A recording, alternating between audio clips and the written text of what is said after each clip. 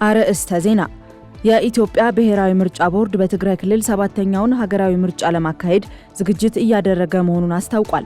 ከክልሉ ጊዜያዊ አስተዳደር ጋር ምርጫ ስለሚካሄድበት ሁኔታ መወያየታቸውን ያነሱት የቦርዱ ሰብሳቢ ሜላት ወርቅ ኃይሉ ቦርዱም ውይይቱን ተከትሎ ጥሩ ውጤት እንደሚጠብቅ ተናግረዋል። በቀዳሚነት እናጋራቸዋለን። በሚቀጥሉት 10 ቀናት በተወሰኑ የመኸር ሰብል አብቃይ አካባቢዎች ወቅቱን ያልጠበቀ ዝናብ እንደሚኖር የኢትዮጵያ ሜትሮሎጂ ኢንስቲትዩት አስታውቋል። ህብረተሰቡም ወቅቱን ያልጠበቀ ዝናብ በሰብል ላይ ሊያስከትል የሚችለውን ጉዳት ለመቀነስ ቅድመ ጥንቃቄ ሊያደርግ እንደሚገባም ኢንስቲትዩቱ አሳስበዋል። ታደምጡታላችሁ። ምዕራብ አፍሪካዊቷ ሀገር ናይጄሪያ በአሜሪካ የአየር ላይ ስለላ ሲደረግባት እንደነበር ተገልጿል። በፕሬዝዳንት ዶናልድ ትራምፕ ትዕዛዝ ለበርካታ ሳምንታት ስለላው ሲደረግባት መቆየቱን ሮይተርስ ዘግቧል። እናጋራቸዋለን። ከየመን የተተኮሰ ሰው አልባ አውሮፕላን በደቡባዊ እስራኤል ከተማ አቅራቢያ በሚገኝ ክፍት ቦታ ላይ መውደቁ ተሰምቷል። የእስራኤል መከላከያ ሰራዊት ድሮኑ የወደቀው ሰው በማይኖርበት ክፍት ቦታ ላይ መሆኑን አስታውቋል። በዝርዝር ይዘነዋል። ጤና ይስጥልኝ ሀገሬ ቴሌቪዥን ተመልካቾቻችን እንደምን ቆይታችኋል? የዕለቱ የምሳ ሰዓት ዜናዎች ወደ እናንተ መድረስ ጀምረዋል። ምህረት ደግፍ የማስደምጣችሁ ይሆናል። ከሀገር ውስጥ የያዝናቸውን መረጃዎች እናስቀድማለን። በትግራይ ምርጫ ለማካሄድ እየሰራው ነው ሲል የብሔራዊ ምርጫ ቦርድ አስታውቋል።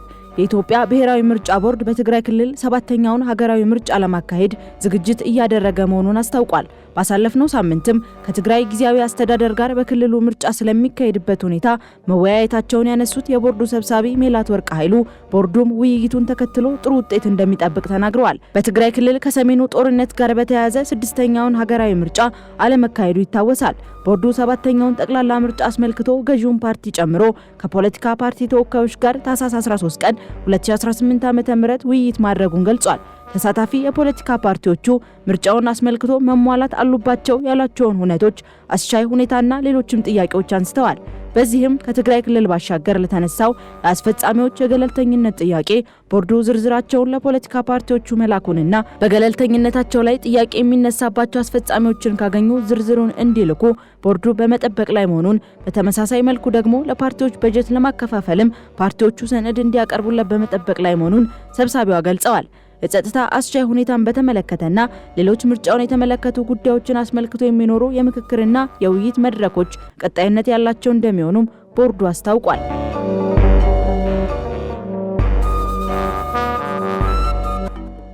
የግብርና ፋይናንስ አነስተኛ መሆኑ ተነገረ።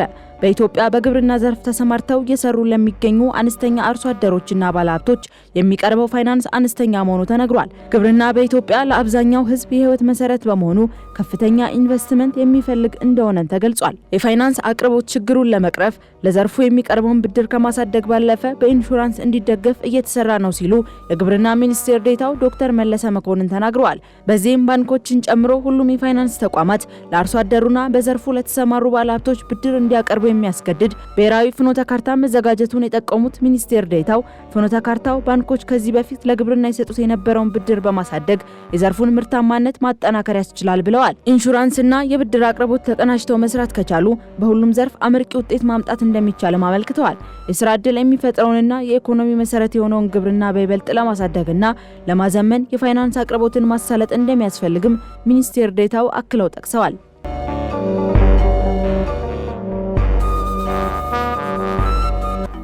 በቀጣዮቹ ቀናት ወቅቱን ያልጠበቀ ዝናብ ሊከሰት ይችላል ሲል የሜትሮሎጂ ኢንስቲትዩት አስታውቋል። በሚቀጥሉት 10 ቀናት ውስጥ በተወሰኑ የመኸር ሰብል አብቃይ አካባቢዎች ወቅቱን ያልጠበቀ ዝናብ እንደሚኖር የኢትዮጵያ ሜትሮሎጂ ኢንስቲትዩት አስታውቋል። በደቡብ ምዕራብ፣ መካከለኛና ሰሜን ምስራቅ የሀገሪቱ ክፍሎች ላይ ከቀላል እስከ መካከለኛ መጠን ያለው ወቅቱን ያልጠበቀ ዝናብ እንደሚኖር የገለጸው ኢንስቲትዩቱ ዝናቡ በሰብል ላይ ጉዳት ሊያስከትል እንደሚችልም ገልጿል።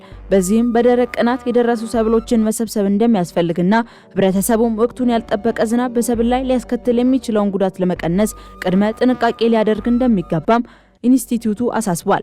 በተጨማሪም ከሳይቤሪያ ከፍተኛ የአየር ግፊት በመነሳት ወደ ኢትዮጵያ የሚነፍሰው ደረቅና ቀዝቃዛ የአየር ጠባይ እንደሚቀጥል አሃዛዊ የትንቢት መረጃዎች ማሳየታቸውን አስታውቋል። ከዚሁ ጋር በተያያዘም የበጋው ደረቅ ፀሐያማና ነፋሻማ የአየር ሁኔታ በአብዛኞቹ የአገሪቱ ክፍሎች ላይ የሚስተዋል ሲሆን የሌሊትና የማለዳው ቅዝቃዜ እንደሚስተዋል አስገንዝቧል።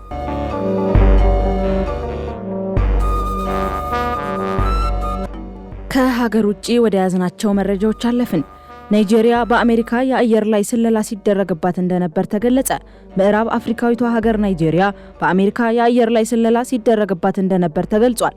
በፕሬዝዳንት ዶናልድ ትራምፕ ትዕዛዝ ለበርካታ ሳምንታት ስለላው ሲደረግባት መቆየቱን ሮይተርስ ዘግቧል።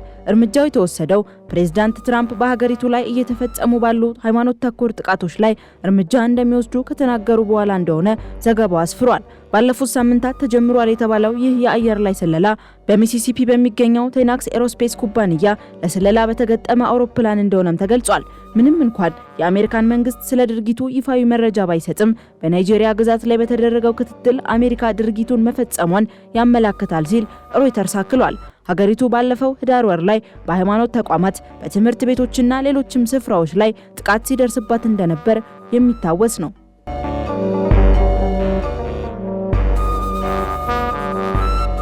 ከየመን የተተኮሰ ድሮን በደቡባዊ እስራኤል ላይ ወደቀ። ከየመን የተተኮሰ ሰው አልባ አውሮፕላን በደቡባዊ እስራኤል አሽኬሎን ከተማ በሚገኝ ክፍት ቦታ ላይ መውደቁ ተሰምቷል። የእስራኤል መከላከያ ሰራዊት ባረጋገጠው መረጃ መሰረት ክስተቱ የተፈጠረው ዛሬ ጠዋት ሲሆን ድሮኑ የአሽኬሎን የባህር ዳርቻ አቅራቢያ በሚገኝ ሰው በማይኖርበት ክፍት ቦታ ላይ ወድቋል። ይህንኑ ተከትሎ በስፍራው የነበረው የሜዳ ላይ ተክል ለእሳት ተዳርጓል። የእሳት አደጋ ተከላካዮች በፍጥነት ወደ ስፍራው በመድረስ ቃጠሎውን መቆጣጠር ችለዋል ሲል እስራኤል ናሽናል ኒውስ ዘግቧል። እንደ ዘገባው ከሆነ በዚህ የድሮን ጥቃት በሰው ሕይወት ላይ የደረሰ ጉዳት የለም። የእስራኤል ጦር ቃል አቀባይ ክፍል በሰጠው መግለጫ የአየር መከላከያ ስርዓቶች ኢላማውን ተከታትሎ የነበረ ቢሆንም ድሮኑ በመጨረሻ ክፍት ቦታ ላይ አርፏል። መከላከያ ሰራዊቱ አክሎም ድሮኑ የተላከው ከየመን አቅጣጫ መሆኑን አረጋግጧል። ይህ ጥቃት በኢራን ከሚደገፉትና በየመን ከሚንቀሳቀሱት የሁቲ አማጽያን በኩል በእስራኤል ላይ እየተሰነዘረ ያለው ተከታታይ የድሮንና የሚሳኤል ትንኮሳ አካል መሆኑ ተመላክቷል። የአካባቢው ነዋሪዎች ከፍንዳታው በፊት የአደጋ ጊዜ ማስጠንቀቂያ ወይም ሳይረን ድምጽ እንዳልሰሙ የገለጹ ሲሆን ወታደራዊው ክፍል ስለ ጉዳዩ ዝርዝር ምርመራ እያካሄደ መሆኑን ምንጩ አክሎ ገልጿል።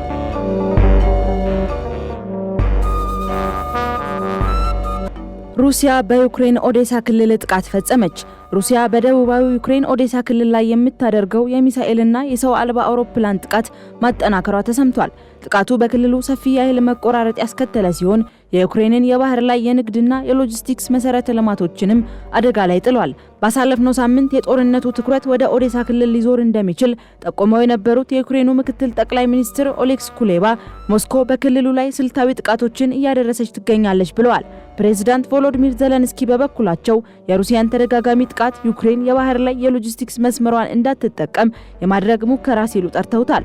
የሩሲያ ፕሬዝዳንት ቭላዲሚር ፑቲን በዚህ ወር መጀመሪያ ዩክሬን በጥቁርና በሜዲትራኒያን ባህር ላይ በሚንቀሳቀሱ የሩሲያ የነዳጅ ጫኝ መርከቦች ለፈጸመችው የድሮን ጥቃት አጸፋ ለመስጠትና ዩክሬን ከባህር ጋር ያላትን ግንኙነት ሙሉ በሙሉ ለመቁረጥ እንደሚሰሩ መዛታቸው ይታወሳል። ሩሲያ በክልሉ ባለፉት ጥቂት ሳምንታት በሰነዘረችው ጥቃትም 202 የኤሌክትሪክ ጣቢያዎች ሲመቱ ከ120 ሺህ በላይ የኦዴሳ ነዋሪዎች ያለ ኤሌክትሪክ ኃይል ቀርተዋል።